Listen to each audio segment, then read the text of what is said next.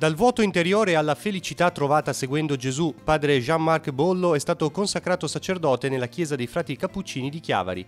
La festa dell'Assunta a Portofino è stata l'occasione per presentare i restauri alla chiesa del Divo Martino, la cupola a lato nord e 12 vetrate, la spesa coperta grazie alla generosità di molti benefattori.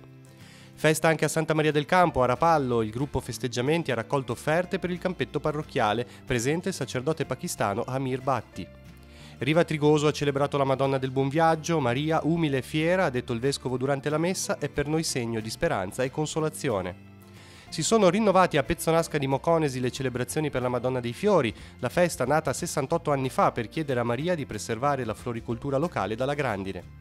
Il Vangelo va vissuto, non soltanto annunciato, è l'esempio di San Massimo celebrato nell'omonima frazione di Rapallo, parte del ricavato degli stand per le famiglie colpite dalla tragedia del Ponte Morandi.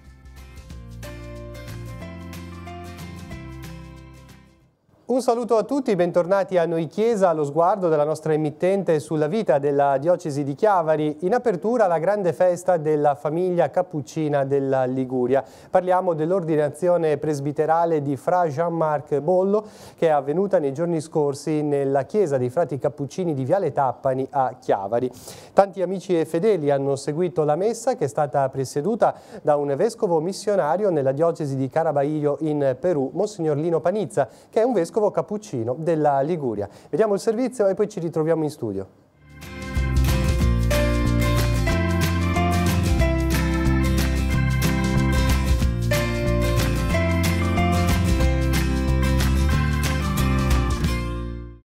Il frate è strumento attraverso il quale gli uomini possono incontrarsi. È la frase consegnata a Fra Jean-Marc Bollo, ordinato sacerdote nella chiesa di Viale Tappani.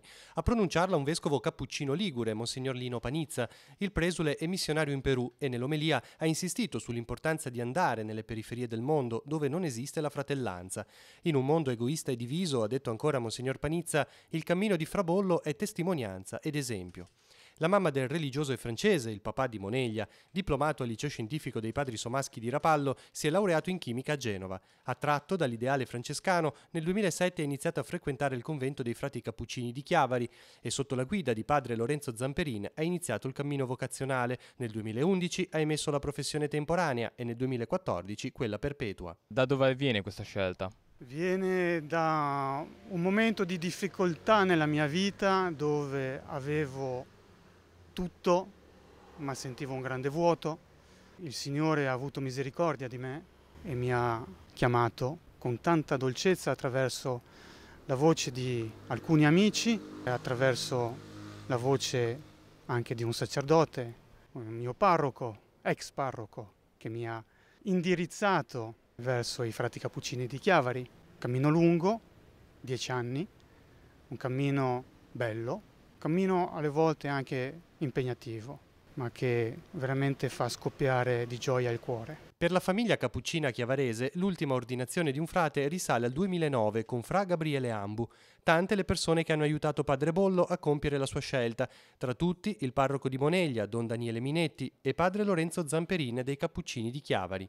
Durante una messa di ringraziamento organizzata proprio da quest'ultimo, Fra Jean-Marc ha sentito di trovarsi sulla strada giusta. Ho provato un grandissimo amore, un grandissimo desiderio di prendermi cura di questa assemblea, dove alcune persone le conoscevo, ma altre anche non le conoscevo. E questo per me è stato un segno che il Signore mi chiamava al sacerdozio. Il Monsignore durante l'omelia ha detto che comunque il sacerdote durante quella che è comunque la sua missione deve essere tramite, deve essere mezzo, deve essere completamente al servizio delle persone per riuscire ad unirle. Però quando hai alla fine ringraziato comunque tutte le persone che ti hanno in un certo senso permesso, comunque portato a diventare sacerdote, comunque hai ringraziato molte persone come se il merito fosse loro. Ad un primo aspetto potrebbe essere una cosa contraddittoria? No, perché in realtà siamo tutti strumenti del Signore. I sacerdoti sono strumenti, diciamo, particolari, tra virgolette ufficiali, ma in realtà ogni persona porta in sé l'immagine di Dio, è figlio di Dio, per cui veramente Dio può in qualsiasi momento utilizzare chiunque, in particolare alcuni fratelli, per trasmettere la sua volontà e farti capire che soprattutto ti è vicino, ti ama, ti è padre. 220 tra ragazzi e catechisti della diocesi di Chiavari parteciperanno nei giorni scorsi al pellegrinaggio dei Cresimati a Roma. Lunedì 27 agosto la partenza in pullman dal Tigullio, da Carasco e da Chiavari alle 7, da Sestri Levante alle 7:15. La prima tappa a Roma sarà nella Basilica di San Paolo fuori le mura, dove alle 15:30 ci sarà l'incontro con un monaco che vive proprio in questa realtà e che si soffermerà sulla figura di San Paolo. Al termine la visita e la messa in Basilica. Alle 21:30 poi i giovani saranno coinvolti in un momento di dialogo con Don Toni Drazza, assistente nazionale del settore giovani di Azione Cattolica. Martedì la giornata sarà dedicata alla figura di San Pietro. Alle 10 nella Basilica Vaticana si terrà un incontro con l'arciprete di San Pietro, il cardinale Angelo Comastri, a seguire la messa presieduta dal vescovo diocesano Monsignor Alberto Tanasini. Qui i cresimati rinnoveranno la loro professione di fede. Seguirà un tempo di visita alla Basilica e ai luoghi più belli di Roma. Mercoledì poi l'udienza generale del Papa in aula Paolo VI e dopo il pranzo il rientro in diocesi. Parliamo ora della festa dell'Assunta, iniziamo da Nozzarego e Portofino. A guidare la riflessione nei giorni scorsi una frase del Papa che dice così: il cristiano crede che nell'orizzonte dell'uomo c'è il sole che illumina per sempre. Nel giorno della festa sono stati presentati gli interventi realizzati nella chiesa parrocchiale del Divo Martino e riguardanti la cupola lato nord e le vetrate. Il servizio.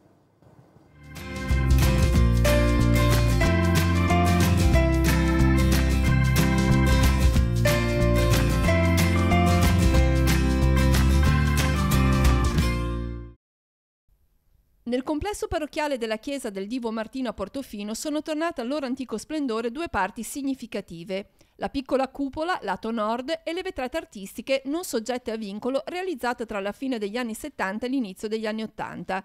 L'intervento più articolato da eseguire è stato il restauro della cupola con elementi a squama di pesce di una certa complessità. Impone una sequenza e delle dimensioni che devono quindi dal basso verso l'alto diminuire in dimensioni, larghezze, profondità, ma avere delle corrispondenze. Stiamo parlando di copertura in tripla.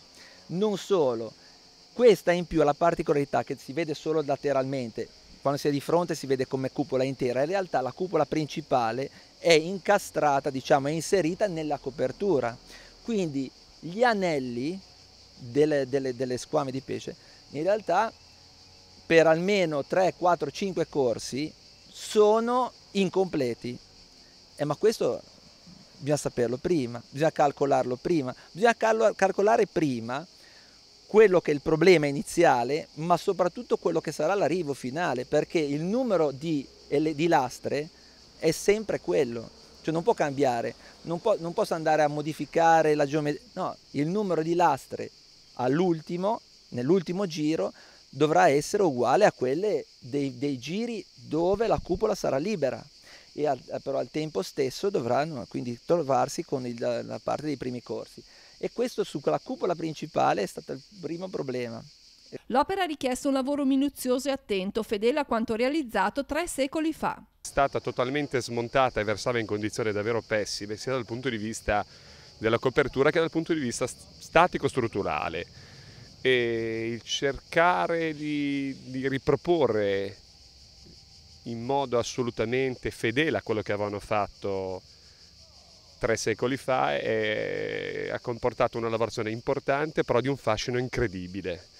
I segreti delle mani antiche ci hanno permesso di rifare questa cupola, che è di ridotte dimensioni, ma per questo difficile, perché sulle ampie dimensioni le cupole molto grandi l'errore si può compensare viste le dimensioni. Su questa è davvero difficile, lo abbiamo realizzato con i nostri ragazzi giovani, giovanissimi, quindi per noi è fonte di orgoglio.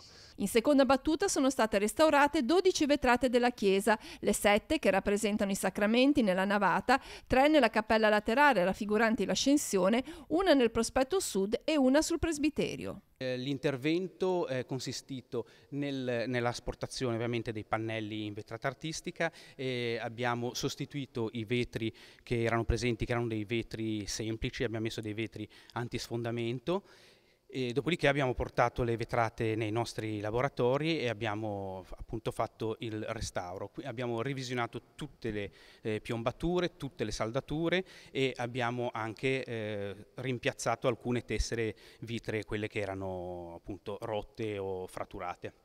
Dopodiché abbiamo riassemblato completamente le vetrate nuovamente e le abbiamo riposizionate affiancandole appunto a questi vetri antisfondamento che abbiamo messo esterni. E, diciamo che l'intervento è consistito in questo. Un intervento differente invece era consistito nelle vetrate, quelle vincolate, che avevamo fatto noi negli anni 60 e restaurato 4-5 anni fa. Per la cupola l'importo di 80.000 euro è stato temperato attraverso l'amministrazione dei beni immobili della parrocchia. Anche i 20.000 euro di spesa delle vetrate sono stati coperti grazie alla generosità di benefattori anonimi.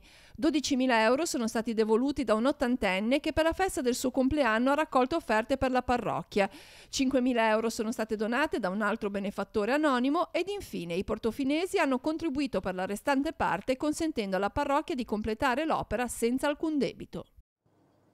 E ora parliamo della festa dell'Assunta nella parrocchia di Santa Maria del Campo di Rapallo. Anche quest'anno si è confermato un momento importante per il cammino comunitario. Inoltre ai festeggiamenti civili si è abbinata quest'anno una raccolta fondi per le opere parrocchiali. Il progetto di prossima realizzazione sarà il campetto parrocchiale. Vediamo il servizio.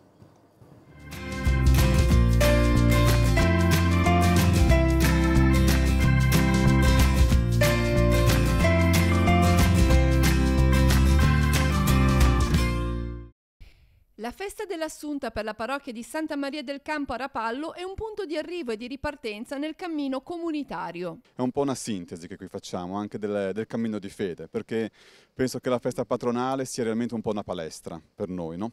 Dove mettiamo un po' veramente in gioco quello che abbiamo permesso al Signore di compiere dentro il nostro cuore, e quindi come ci comportiamo tra di noi, come ci guardiamo, come ci aiutiamo. E questo per me è la cosa più bella che anche come prete vedo in questa comunità. Quindi sono grato perché sono persone poi che si danno veramente da fare.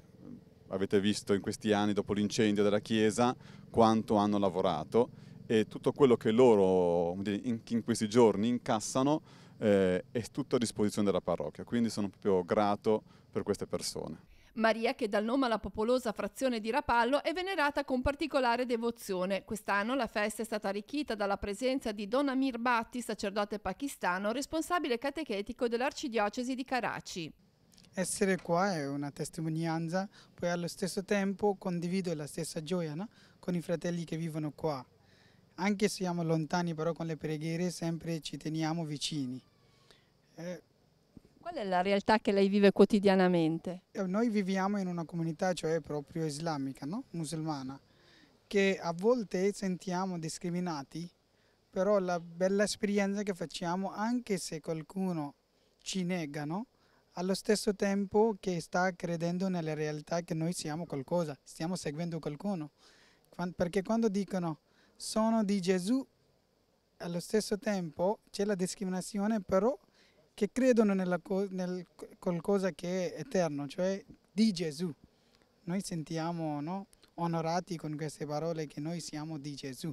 Lo sguardo di fede unisce realtà così lontane ma vicine nella preghiera. Per Santa Maria del Campo un'occasione per estendere oltre i confini quel legame di amicizia e vicinanza alla parrocchia caratterizzata da generosa operosità. Io ringrazio tanto, no, Don Davide, che mi accoglie con le braccia aperte sempre. Quest'anno infatti mi ha invitato: dai, se hai qualche tempo vieni e celebri la messa con noi. E infatti mi sono sentito elevato con le sue parole. Io ho detto sì, per Bacco, perché no, mi farà molto piacere venire a celebrare la messa con te. E poi lui ogni tanto lo vedo che è un uomo santo, che mi lascia un buon esempio, no? Che qua quando vengo imparo da lui anche. Mattina, la sera, pomeriggio, no? Lui sempre dice le preghiere, no? Se un prete è legato alle preghiere personali vuol dire che ha qualcosa di importante nella vita. Poi vedo che ieri lavorava con i giovani qua, portava anche la spezzatura, altre cose che buttavano la gente per terra, lui lo metteva in un sacco e lo buttava fuori.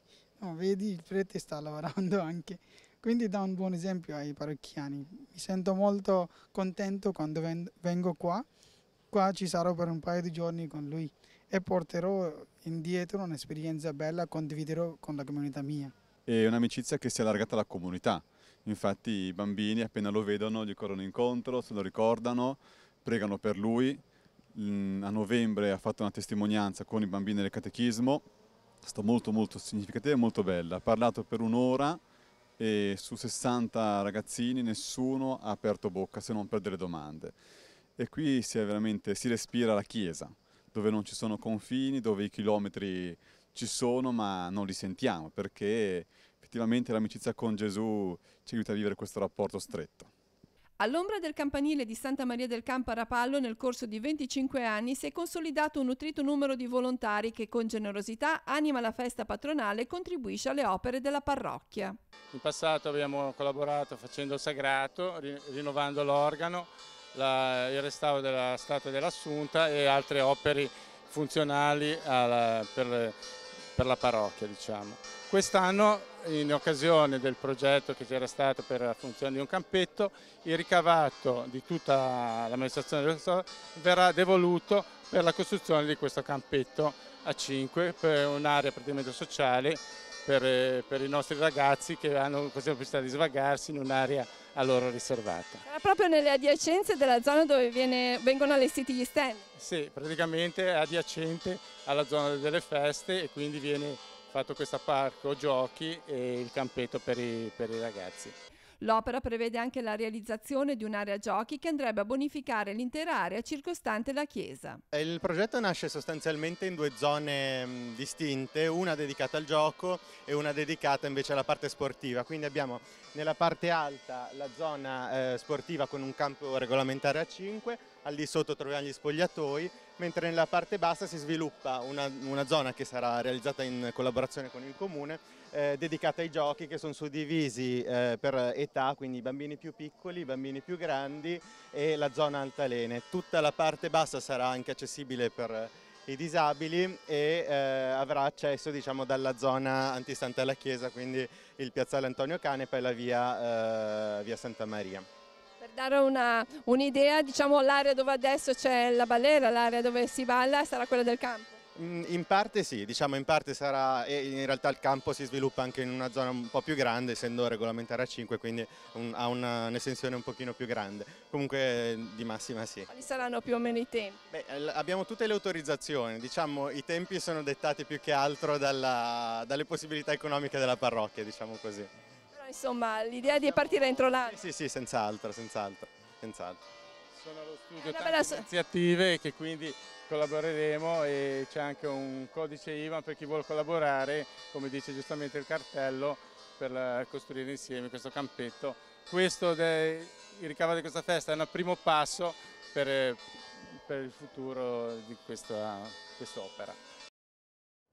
E ora andiamo a Riva Trigoso in occasione dei festeggiamenti per Nostra Signora del Buon Viaggio. Una preghiera speciale è stata formulata per le vittime del crollo del Ponte Morandi di Genova. Il cammino di preparazione alla festa invece è stato caratterizzato da riflessioni sulla figura di Maria. Sentiamo.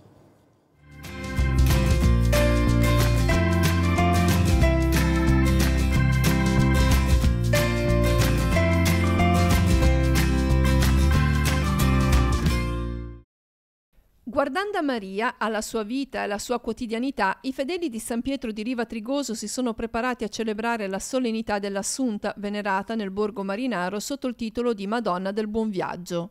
Abbiamo vissuto la novena e ogni giorno, attraverso la celebrazione dell'Eucarestia, abbiamo cercato, alla luce della parola di Dio e del Vangelo, di guardare la vita di Maria e di aiutarci a vicenda anche attraverso dei momenti appunto di preghiera e di condivisione, come la vita di Maria può essere una vita che richiama a noi un cammino spirituale e anche un cammino umano bello, guardando al Figlio Gesù. I 9 giorni di preparazioni si sono conclusi con la festa celebrata il 15 agosto alla presenza del vescovo Alberto Tanasini. Nel commentare le pagine dell'Apocalisse, il vescovo ha sottolineato lo splendore di Maria che si manifesta nella sua gloria, assunta in cielo anima e corpo. L'assunzione, ha detto, è il compimento della vita di Maria, ma al tempo stesso ci parla della grandezza e forza della donna. 2 le caratteristiche evidenziate dal vescovo, in primis l'umiltà. L'umiltà di Maria va di pari passo con la sua consapevolezza di avere una missione, di avere un compito e di volerlo svolgere fino alla fine. Quindi la fierezza di Maria, che è colei che contrasta con tutta la sua forza Satana, divenendo grembo di colui che verrà a sconfiggere il male. Maria, ha concluso il presule, è per noi segno di speranza e consolazione. Chi è di Cristo è destinato, come lei, alla gloria. L'assunzione di Maria è privilegio, è unicità, ma nello stesso tempo è invito, è profezia. Chi è in Cristo come lei è destinato a entrare nella gloria. Arriva a Trigoso la festa della Madonna del Buon Viaggio è molto sentita. La devozione mariana è legata al mare e alle attività che nel borgo si svolgevano. È una festa legata molto al nostro borgo, quindi al mondo del mare, e anche il titolo di Madonna del Buon Viaggio, che si celebra nella solennità dell'Assunta, richiama proprio il viaggio, ecco, dei nostri pescatori, degli uomini di mare che lasciavano la casa per il lavoro e affidavano a lei il loro viaggio in mare e anche le loro famiglie.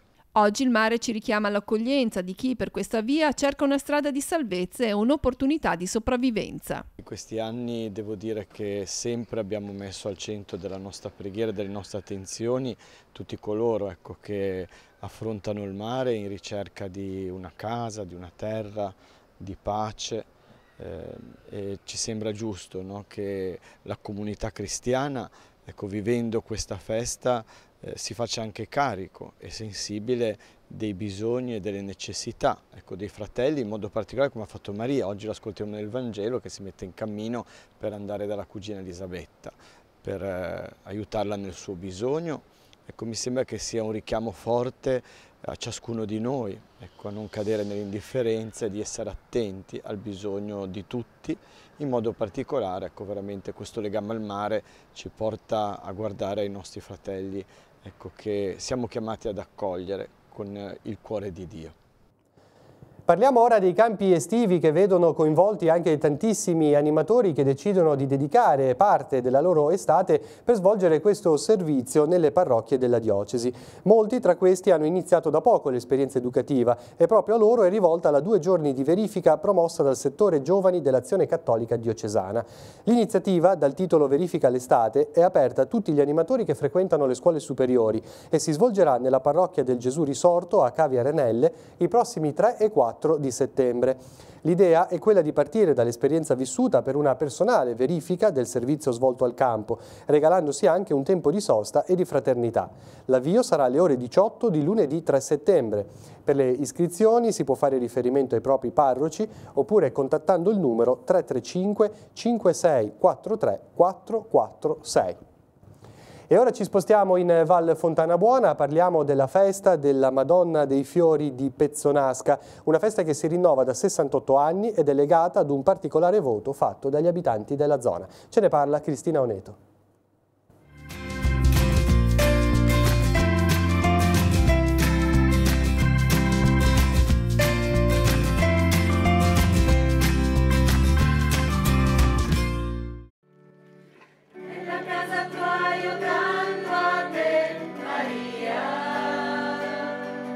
La tradizione di celebrare la Madonna dei Fiori a Pezzonasca di Mocconesi trae la sua origine dal passato, da quando quell'area di fondovalle fertile e produttiva era interamente coltivata a fiori.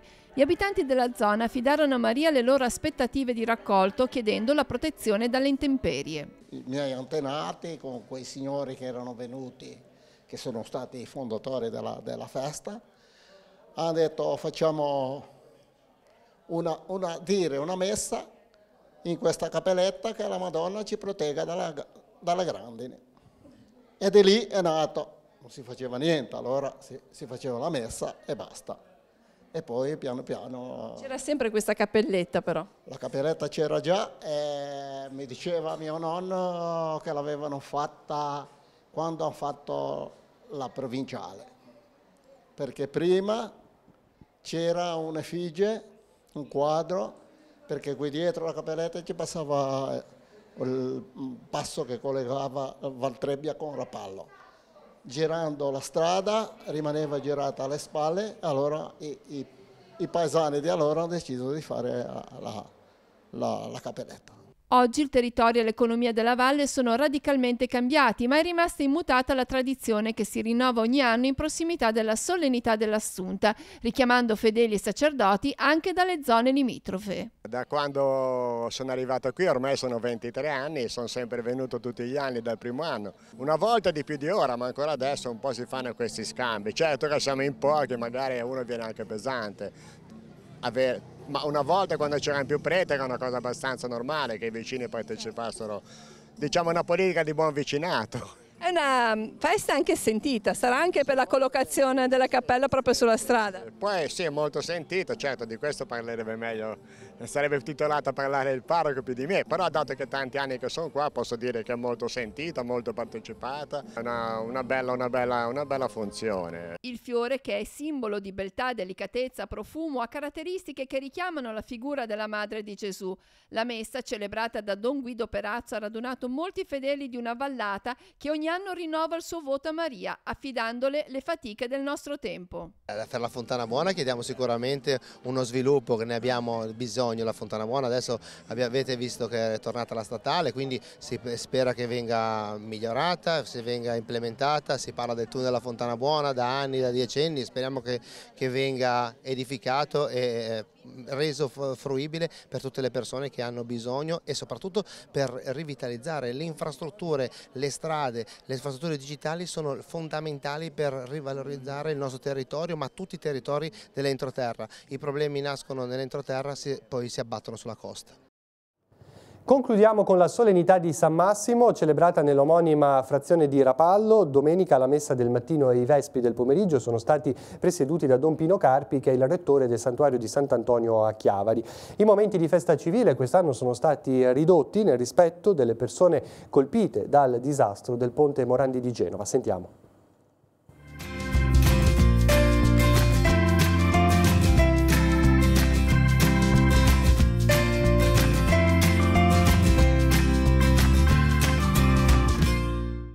Una festa sentita per la parrocchia intitolata al Santo, una delle più periferiche del comune di Rapallo, un'occasione di incontro e di preghiera. Come ogni anno la ricorrenza ha richiamato persone che nel tempo si sono trasferite altrove, ma che continuano a sentire il richiamo della piccola località.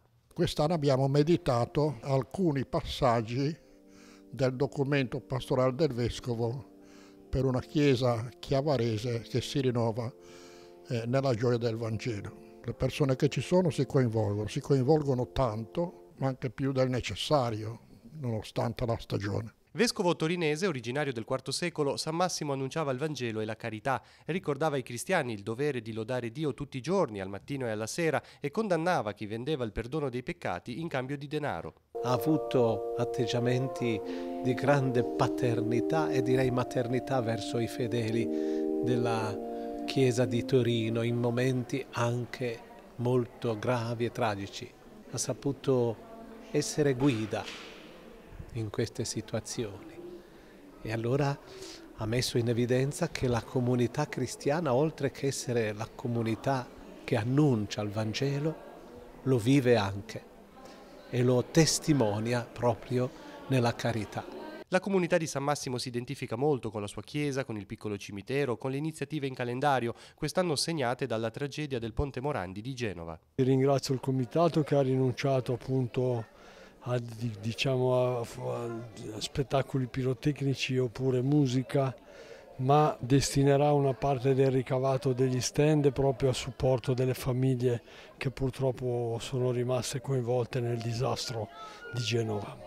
Tanti infine i fedeli che hanno contribuito all'organizzazione della festa. Ho cominciato a fare il chierichetto a 7 anni e ho sempre fatto poco, ma il mio contributo l'ho sempre dato nella chiesa, penso di lasciare il posto ai giovani perché ci vuole i giovani che si sostituiscono. Abbiamo cominciato da ragazzi e da ragazzi abbiamo sempre attaccati alla chiesa, io ho tutte le chiavi della chiesa, si cerca di fare del nostro meglio, però le forze adesso mancano, speriamo che i giovani riescano a fare qualcosa. Abbiamo preparato questa lotteria, ci è costata parecchio perché si veniva a lavorare di sera, comunque è andato tutto bene, diciamo così.